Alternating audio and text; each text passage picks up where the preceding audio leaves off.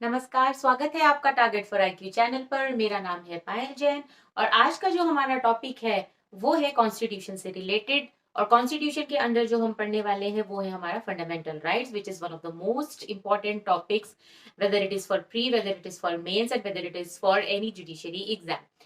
तो यहाँ पर आपने देखा होगा यूके एपीओ में भी आपका जो कॉन्स्टिट्यूशन में जो जो पॉलिटी या कॉन्स्टिट्यूशन ये सब आने वाले हैं, तो उसमें टॉपिक है आपके फंडामेंटल राइट्स भी है, डिस्ट्रिक्ट डीपीएसपी भी है हमारे, और फंडामेंटल ड्यूटीज भी ये सब आ रहे हैं अपार्ट फ्रॉम अदर टॉपिक्स। तो आज हम स्पेसिफिकली बात करने वाले हैं आपके फंडामेंटल राइट्स की, जो आपके जो इसमें बहुत इंपॉर्टेंट है, वो हरियाणा के पॉइंट ऑफ व्यू से भी इंपॉर्टेंट है और आपके राजस्थान और यूपी के हिसाब से भी। तो चलिए आज का हम टॉपिक स्टार्ट करते हैं, जिसमें हम इसका एक फंडामेंटल राइट्स के बारे में थोड़ा सा जानकर और उसके उसके उससे रिलेटेड हम कुछ एमसीक्यूज सॉल्व करेंगे, which will help you in knowing the concept better. तो आपको जो फंडामेंटल राइट्स है वो इंश्राइंड है in part 3 of the Indian constitution, from section 12, sorry article 12 to 35। ये आपके बेसिक ह्यूमन राइट्स हैं जो कि गारंटी किए गए हैं अंडर कॉन्स्टिट्यूशन ऑफ इंडिया। ठीक, तो ये जो है आपके जो फंडामेंटल राइट्स हैं वो आपके 6 हैं, बेसिकली ओरिजिनली 7 थे, इसमें आपका राइट टू प्रॉपर्टी भी था, उसके बारे में भी हम बात करेंगे।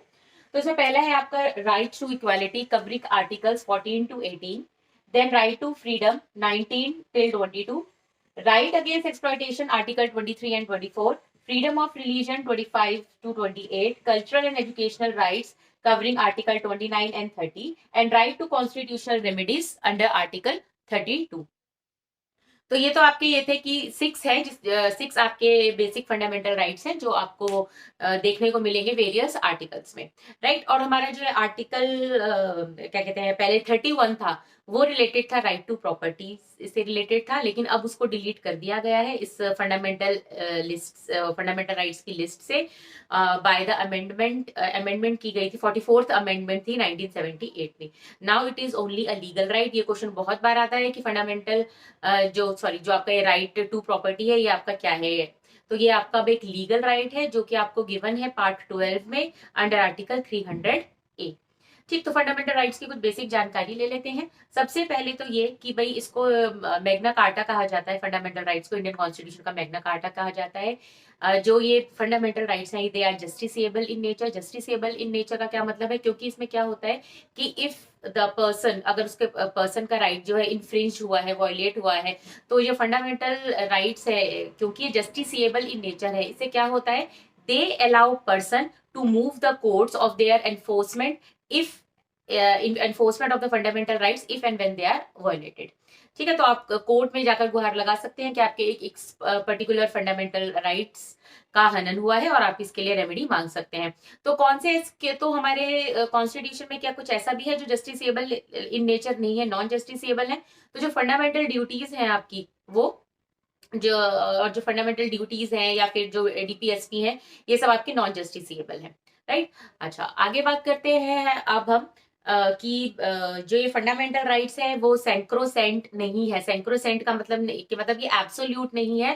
पार्लियामेंट चाहे तो कर्टेल कर सकती है, उन्हें रीजनेबल रिस्ट्रिक्शन लगा सकती है for a fixed period of time. वो बात अलग है कि कोर्ट जो है इसका जुडिशियल रिव्यू कर सकती है। ठीक बात है कि भाई कि जितनी रिस्ट्रिक्शन लगाई गई है वो रीजनेबल रिस्ट्रिक्शन है या नहीं है। जो आपके फंडामेंटल राइट्स है वो सस्पेंशन भी हो सकते हैं during national emergencies except article 20 and 21, right. तो चलिए अब हम इसके कुछ एमसीक्यूज करते हैं जो आपके एग्जाम्स में होपफुली आएंगे, और यूके एपीओ से तो ये बहुत ही इंस्पायर्ड है ये वाले क्वेश्चंस, तो डू वॉच दीज एमसीक्यूज। पहला एमसीक्यू है आपका, विच of the following is correct. A, the Nehru report 1928 had advocated the inclusion of fundamental rights in the Constitution of India. B, the Government of Indian Act 1935 referred to fundamental rights. C, the August Offer 1940 included the fundamental rights. D, the Cripps Mission 1942 referred to fundamental rights.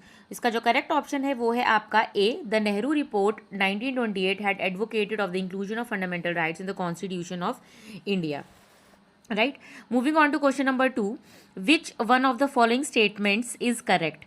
A, rights are claims of the state against the citizens. B, rights are privileges which are incorporated in the constitution of a state. C, rights are claims of the citizens against the state. D, rights are privileges of a few citizens against the many. इसका जो correct option है वो है आपका C, rights are claims of the citizens against the state. आप जानते हैं rights जो है वो बहुत ज़रूरी है for the complete development of human beings, और जो राइट की जो इम्पोर्टेंस है वो बहुत ही इमेंसली अब बहुत ही एक्सपैंड हुए हैं, हमारे ह्यूमन राइट्स, फंडामेंटल राइट्स, ये सब। तो जो राइट्स हैं वो रिस्ट्रिक्शंस तो लगाते हैं on the powers of the state, वो एक गारंटी है अगेंस्ट स्टेट एक्शन। तो इसीलिए the right are claims of the citizens against the state. Question number third, which of the following is given the power to enforce the fundamental rights by the constitution? A, all courts of India. B, the parliament. C, the president. D, the supreme court and high courts. इसका जो correct option है वो है आपका D, the supreme court and the high court. जो आपका article 13 है वो ग्रांट करता है power of judicial review to the supreme court and high court in the violation in case there is a violation of fundamental right. Supreme Court under Article 32 and High Court under Article 226 in exercising their power may declare any law or enactment passed by the legislature, कि कोई भी act जो legislature ने पास किया है या enactment पास की है वो वॉइड भी कर सकते हैं, अनकॉन्स्टिट्यूशनल भी कर सकते हैं। किस ग्राउंड पे?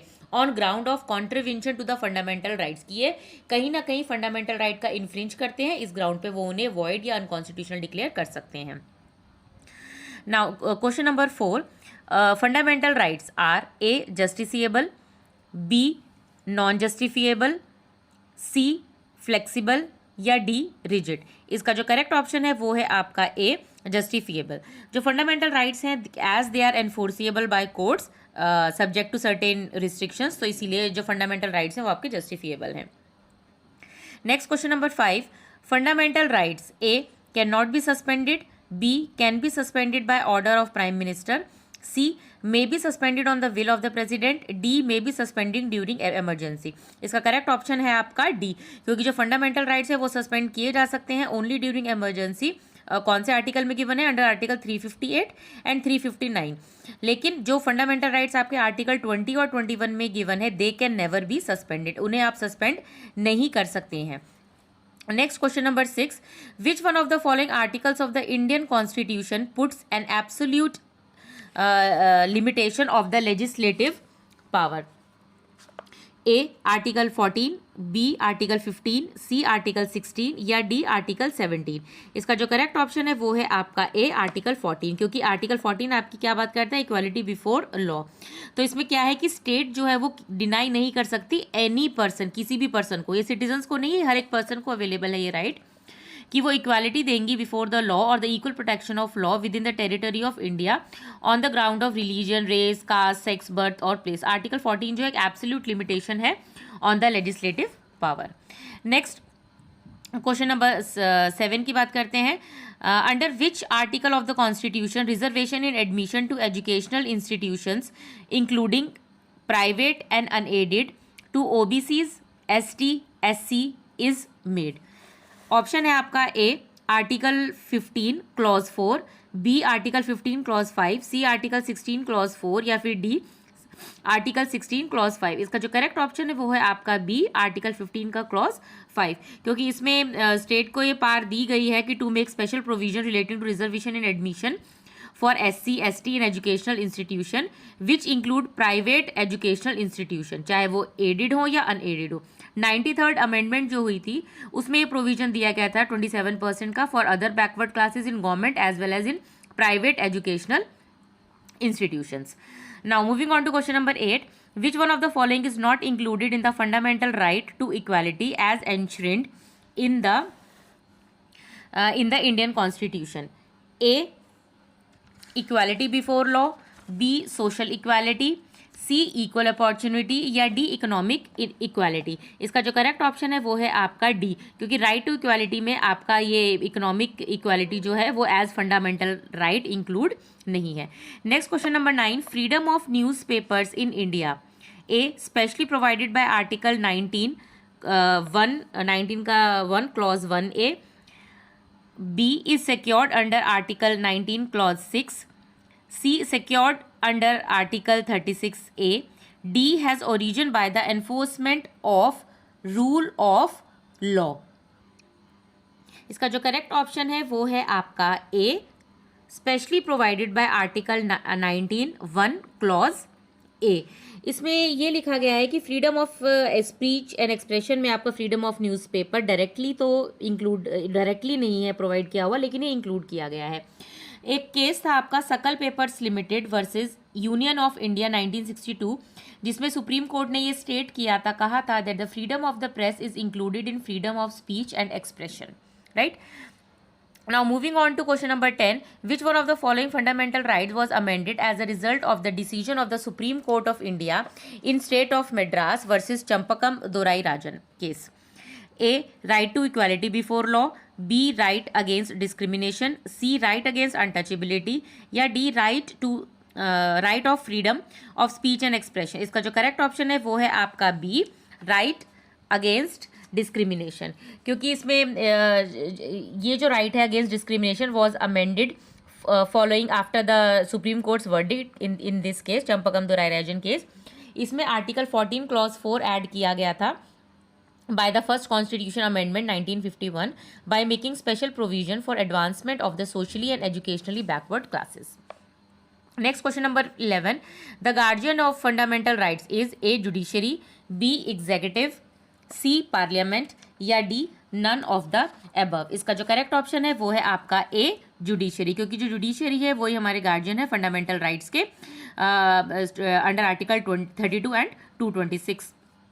नेक्स्ट, क्वेश्चन नंबर 12 की बात करते हैं। The provision of right to freedom of religion includes 1, fundamental of propagation of religion, B, right to wear and carry kirpans by Sikh, third, states right to make laws for social reforms, fourth, right to conversion of religion of people by religious bodies. तो आपको इसमें correct option choose करना है code में कि इसका क्या option है, ए 1 2 3, बी 2 3 4, सी 3 and 4, या D all of the above. इसका जो करेक्ट ऑप्शन है वो है आपका ए 1 2 and 3। आर्टिकल 25 जो है आपका कॉन्स्टिट्यूशन का वो प्रोवाइड करता है freedom of conscience and free profession, practice and propagation of religion, और ये स्टेट को भी राइट देता है to make any law for social reforms. तो अगर आप कृपान कैरी करते हैं, अगर सिख ये कैरी करते हैं, तो ये माना जाएगा is deemed as right to freedom of religion by virtue of explanation 1। Explanation 1 जो है आर्टिकल 25 का, उसमें ये आपका गिवन है। Next question, question number 13, which of the following rights was described by doctor B.R. Ambedkar as the heart and soul of the constitution. Heart and soul जो है वो किसको कहा गया है कॉन्स्टिट्यूशन का by doctor B.R. Ambedkar? A, right to freedom of religion, B, right to property, C, right to equality, या D, right to constitutional remedies. इसका करेक्ट ऑप्शन है आपका डी। ये डॉक्टर भीम राव अम्बेडकर जी ने ऐसा ये बोला था कि it is a very soul and heart of the Indian constitution. Next, question number 14 की बात करते हैं। Which of the following right to property has been omitted. ये जो राइट टू आपका प्रॉपर्टी है ये कौन सी अमेंडमेंट के तहत ओमिट किया गया था? ए 40 अमेंडमेंट के, बी 42nd, सी 44th अमेंडमेंट, या डी 46th अमेंडमेंट। इसका जो करेक्ट ऑप्शन है वो है आपका सी 44th अमेंडमेंट। 44th अमेंडमेंट के द्वारा ये जो है राइट टू प्रॉपर्टी ये आपका हटा दिया गया था और अब इसको एज अ लीगल राइट रख दिया गया। It is a legal right now. Next, question number 15, which one of the following writs can be issued by a high court to secure the liberty of the individual? A, mandamus, B, quo warranto, C, habeas corpus, या D, prohibition. इसका जो correct option है वो है आपका B, habeas corpus. Habeas corpus का जो right है वो हाई कोर्ट ने सिक्योर किया है for the liberty of individual.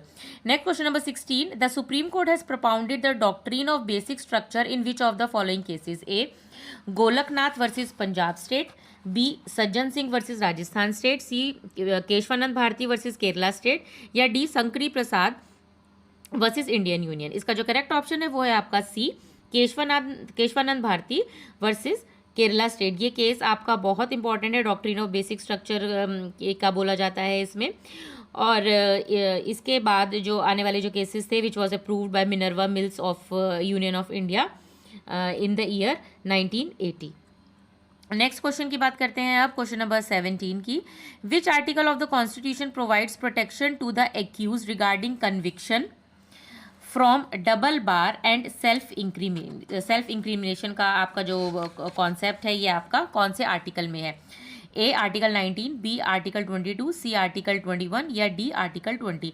इसका जो करेक्ट ऑप्शन है वो है आपका डी आर्टिकल 20, क्योंकि अकॉर्डिंग टू आर्टिकल 20 क्लॉज 2 वो क्या कहता है कि no person shall be prosecuted and punish for the same offence more than once. और वही जो आर्टिकल 20 क्लॉज 3 है वो ये कहता है कि no person accuse of any offense should be compelled to be a witness against himself. Next question number 18 की बात करते हैं। In which article of the Indian constitution doctrine of due process of law has been included? A 11, B 16, C 21 या D 26। इसका correct option है आपका 21, क्योंकि article 21 ही कहता है no person shall be deprived of his life of personal liberty except according to procedure established by law. Next question, question number 19. When was the right to education added through the amendment in the Constitution of India? A 1st April 2010, 1st August 2010, C 1st October 2010 या D 1st December 2010। इसका जो correct option है वो है आपका A 1st April 2010। 86 amendment की गई थी, तो उसमें 21 क्लॉज ए जो है वो डाला गया था, which provide free and compulsory education to all the children in the age group of 6 to 14 as a fundamental right. तो ये right to children to free education and compulsory education act 2009 के बाद ये 2010 में ये it came into effect. उसका correct option है आपका A. Question number 20। Under the preventive detection act a person can be arrested without trial for A 1 month, B 3 month, C 6 months या D 9 month। इसका correct option है आपका B 3 months। ये given है आपका 24 article में, 24 आर्टिकल क्लॉज 4। वो ये कहता है कि no law providing for preventive detention shall authorise the detention of a person for longer period than 3 months। तो आई होप ये आपके जो फंडामेंटल राइट्स से रिलेटेड क्वेश्चन है और उसका जो मैंने एक जिस्ट दिया था वो आपको बहुत अच्छे से समझ में आ गया होगा। Keep on liking the target for IQ channel videos, and if you have any query do call on this number, and thank you for watching this video. Thank you very much.